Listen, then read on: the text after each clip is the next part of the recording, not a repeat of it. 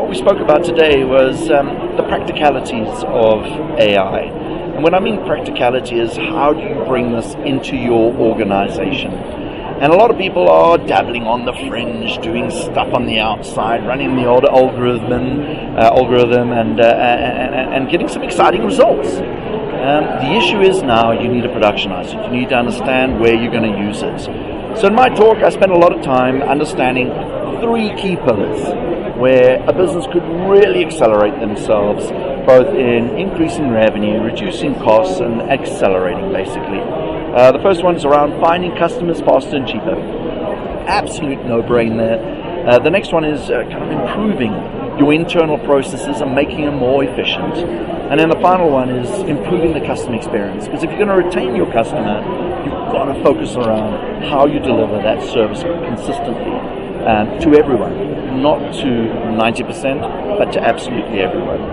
Now, if I just take one example and we kind of split it across where AI can be used, if you look in the advertising side, when you're trying to acquire a customer, to be able to understand who out of the audience that you're targeting is most likely going to buy your product based on the use and the type of profile that you already have buying your product, really helps you find customers a lot quicker. They then land on a landing page and they generally fill in a form, and that most likely goes to some kind of manual process. And again, anywhere where there's human intervention, where there's a process flow, where there's some kind of policy you've got to follow, it works really well to apply some kind of machine learning or artificial intelligence. If you're getting a form that's been written out manually, scanned in a PDF that ends up in your email box, use some vision AI. And what that will do is it'll do the handwriting recognition, it'll pull out the key data sets that you want, but sometimes it only does it to an accuracy of 60-70%. And everyone goes, I don't want to do that, so it's not good enough.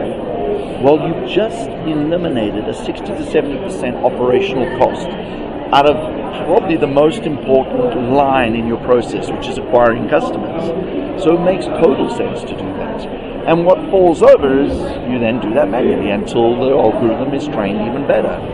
And you can go all the way through to you might need to break out to a salesperson or a call center. And even that can be propensity modeled to the right person based on the type of profile that's applying through the action. So you get this phenomenal experience.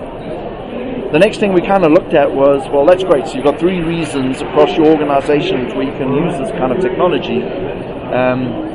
Now, how do you actually do it? How do you productionize it? And it starts in 3 places. It's always 3, right? So that's how life seems to work. First one is start pipelining your data sets. You've got data everywhere, silos all over your business. That's called a data engineering piece of work. You stitch it up, create real-time pipelines into a big data environment in the cloud. You want to be in the cloud, guys. Don't kid yourselves.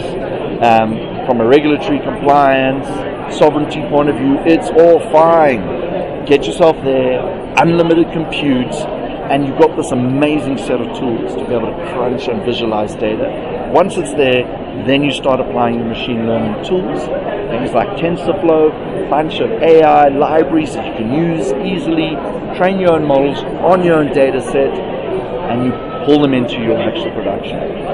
That's how easy it is. And I guess the key takeaway was this is not going to take a couple of weeks. It's probably going to take 3 months, 3 months, and 3 months. Maybe plan a year.